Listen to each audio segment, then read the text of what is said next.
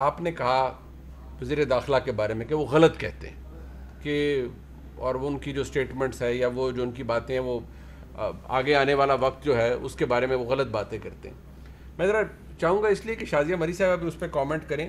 شیخ رشید صاحب غلط ہو سکتے ہیں لیکن شاہد خاقان عباسی صاحب نے جو بات کی ہے وہ شبلی صاحب آپ بھی سنیے گا, وہ جو گفتگو آج کر رہے تھے وہ شاید پھر فیکٹ ہے. اور شیخ رشید صاحب تو یہ کہتے رہے, شاہد خاقان عباسی صاحب کیا فرما رہے تھے.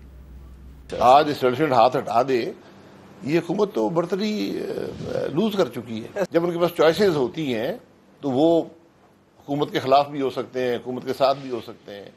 آج شاید پاکستان کی تاریخ کا پہلا موقع ہے کہ اسٹیبلشمنٹ کے پاس چوائس نہیں ہے. میاں جاوید لطیف صاحب کو اعتراض ہے کہ وفاقی وزیر داخلہ اگر یہ کہتے ہیں کہ عمران خان کے علاوہ کوئی چوائس نہیں ہے اور اس ملک میں اس وقت جو واحد لیڈر ہے وہ عمران خان ہے.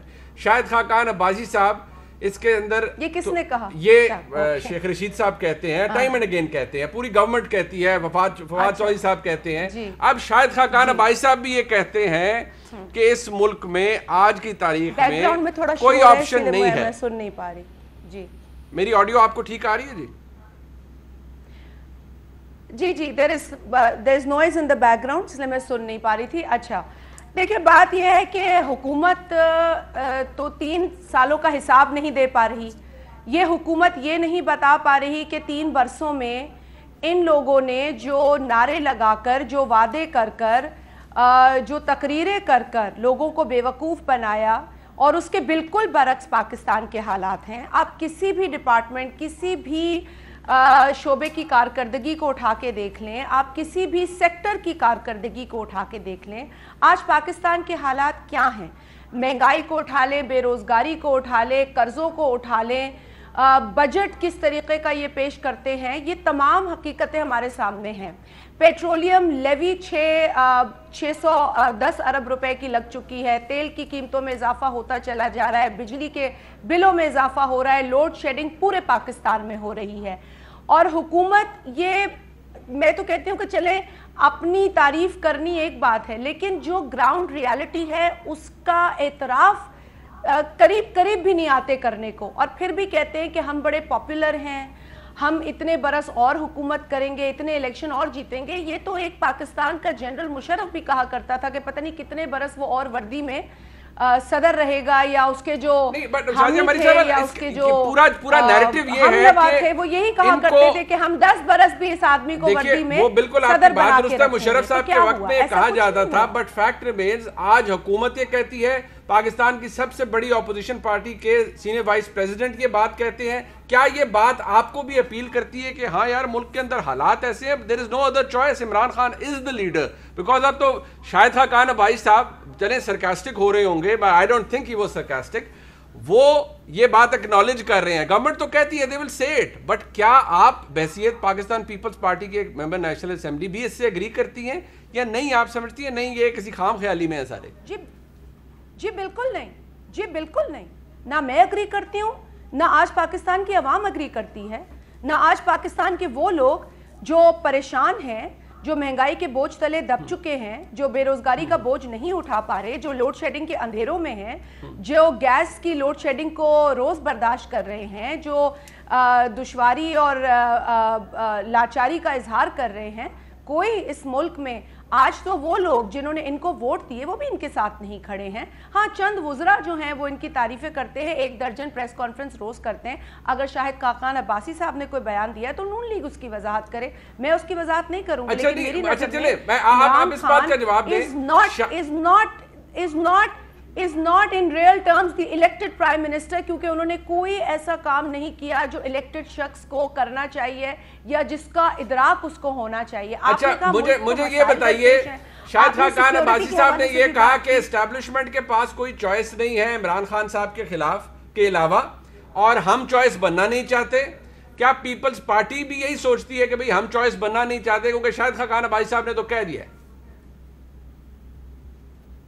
دیکھیں ہم اسٹیبلشمنٹ پہ کیوں انحصار کریں, ہم عوام پہ کیوں نہ انحصار کریں, ہم فری فیئر ٹرانسپیرنٹ الیکشن پہ کیوں نہ انحصار کریں, ہم اس ملک میں حقیقی جمہوریت کا کیوں خواب نہ دیکھیں, ہم یہ کیوں کہیں کہ اگر ایک سلیکٹڈ پرائم منسٹر ہے تو اگلا پرائم منسٹر بھی سلیکٹڈ ہوگا, تو پھر تو ہم شاید اپنے اسٹرگل کو نہیں سمجھ پا رہے ہیں. پاکستان پیپلز پارٹی اپنے اسٹرگل کو سمجھتی ہے, اس کے لیے ہم نے قربانیاں دی ہیں.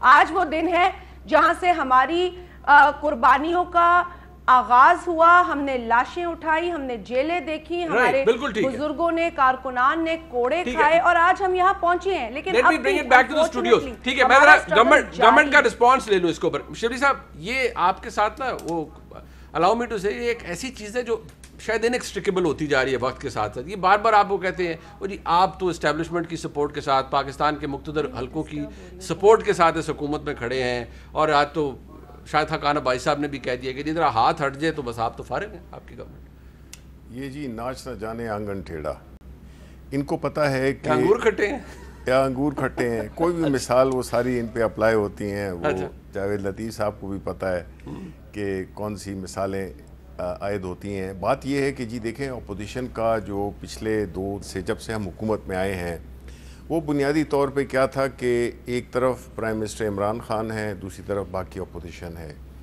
جو پوری اپوزیشن ہے وہ کس چیز کا واویلا مچا رہی ہے, بیکاز ان کو معلوم ہے کہ اگر عمران خان سکسیسفل ہو گئے, جو کہ وہ الحمدللہ ہوئے ہیں, تو ان کی سیاست ختم ہو جائے گی.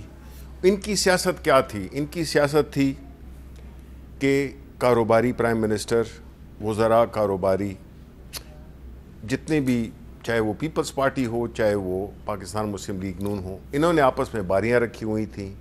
یہ جو کرتے تھے اس کا یہ پوچھتے نہیں تھے, جو یہ کرتے تھے ان کا یہ نہیں پوچھتے تھے. ایک عام ایک وہ بنا دیا تھا جس میں کہ ایک دوسرے پہ کیسز, وہ بھی ایک دوسرے کو بلیک میل کرنے کے لیے. اور یہ جو سارے آج کل کیسز جن کی وہ ہوئی ہے, یہ کیسز انہوں نے ایک دوسرے پہ بنائے ہوئے ہیں.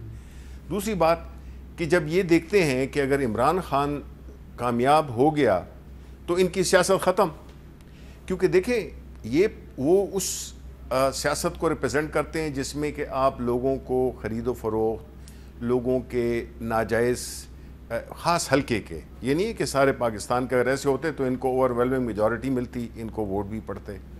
اب ایسی صورتحال میں ان کو سندھ میں پڑے ہیں, ان کو پنجاب میں سب سے زیادہ سیٹیں آئی ہیں. ٹھیک کہہ رہے ہیں, دیکھیں, لیکن آپ نے یہ بھی دیکھنا ہے, شازیہ مری صاحبہ نے 77 سے ذکر کیا, بالکل. اب اس کے بعد آپ نے یہ دیکھنا ہے کہ کیا وجہ ہے کہ ایک نیشنل پارٹی, پیپلز پارٹی, جو کہ ایک نیشنل جماعت تھی, وہ کیوں ایک رورل سندھ تک محدود ہو گئی ہے.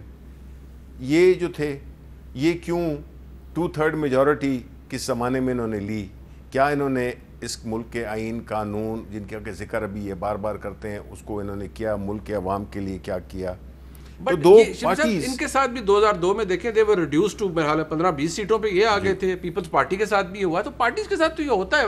نہیں they go up and they go down. نہیں, لیکن آپ کو اب آپ کو کسی صوبے میں آپ کو کینڈیڈیٹس ہی نہیں ملے, کوئی آپ کا ٹکٹ ہی نہیں لینا چاہتا ہو, تو آپ کیا کریں گے؟ یہ کہاں پر ہو رہا ہے؟ نہیں, کیوں نہیں ہو رہا؟ آپ مجھے بتائیں, پیپلز پارٹی میں خوشاب میں کتنا, ہاں بالکل ٹھیک ہے, کتنے 240 ووٹ پڑے. ٹھیک ہے, یعنی وہ میرا خیال ہے آپ بھی کھڑے ہو جاتے, میں کھڑا ہو جاتا, تو ہمیں اس سے زیادہ ووٹ مل جاتے. بات کہنے کی یہ ہے کہ ڈیفینیٹلی ان کے دور میں عوام کا استحصال ہوا ہے, اکانومی اداروں کو تباہ کیا گیا, جس کی وجہ سے ہم آج ایک ایسا دن دے. ہمیں تو 2 سال 10 مہینے ہوئے ہیں نا, انہوں نے تو آپ 88 سے لے کر چلے, وہ آپ اس کو 77 والے دور سے پوسٹ کو چھوڑ دیں, آپ 88 سے بات کریں جہاں بھی ان کو حکومت ملی تھی پیپلز پارٹی والوں کو.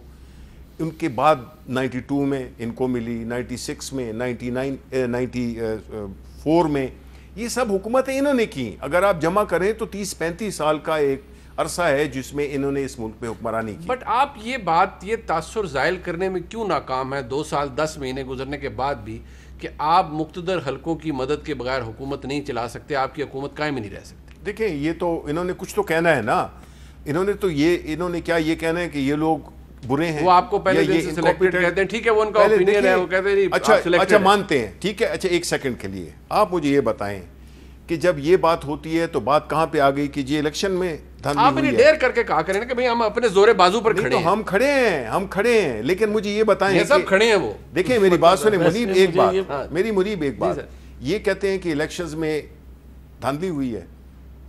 کون سا پرائم منسٹر ہے جو کہ یہ خود والنٹیئر کر رہا ہو الیکٹورل ریفارمز کی صورت میں, الیکٹرانک ووٹنگ مشینز کی صورت میں, کہ دیکھیں جی اگر تو ہمارے سارے طریقے فیل ہو گئے ہیں, ہر الیکشن جو ہے متنازع رہا ہے, تو آئیں مل کے بیٹھیں. پرائم منسٹر نے پارلیمنٹ میں بھی ان کو یہ آپشن دی کہ آئیں اس پہ بات کریں کہ کیا طریقے ہو سکتے ہیں جس سے کہ ہم الیکشن کو فری, فیئر اور ٹرانسپیرنٹ کر سکتے ہیں, جس میں لیکن وہ سسٹم یہ ہماری طرف سے. لیکن میں آپ کو ابھی ایک بات بتاتا ہوں, دیکھیں ای وی ایم سولوشن ہے, میں آپ کو لکھ کے دے دیتا ہوں کہ یہ اس کی اپوزیشن اس وجہ سے نہیں کریں گے کہ یہ چاہتے ہی نہیں ہے کہ ٹرانسپیرنٹ الیکشن ہو. سندھ میں آپ کو پتہ ہے کس طرح کے الیکشن ہوتے ہیں, ان کو پتہ ہے پنجاب میں انہوں نے ماسٹر کر لیا ہے وہ آرٹ کہ آپ الیکشن کو کس طرح سے دھاندلی کریں گے. الیکشن فیئر اینڈ فری ہو. ابھی الیکشن ہونے جا رہا ہے آزاد جموں کشمیر کے اندر, وہاں کا الیکشن کمیشن آپ کی کولیگز کے بارے میں کیا کہہ رہے ہیں, ان کو کیا ریزرویشن دے رہا ہے, اس پہ بھی بات کر لیتے ہیں. بلاول صاحب بھی نکیال میں آج موجود تھے, انہوں نے جلسے سے خطاب کیا. انہوں نے بھی نہ صرف حکومت کو بلکہ آپ کی لیڈرشپ کو بھی لتاڑا. آپ مودی صاحب کو بلا کے شادیوں میں بٹھاتے ہیں, تو وہ انہوں نے کہا ہم نہیں بلاتے کسی مودی کو اپنی شادی میں. ذرا میاں صاحب, ہارش سوال ویسے میں میاں صاحب سے نہیں کروں گا, آپ کو پتہ ہے نا کیوں. ایک بریک کے بعد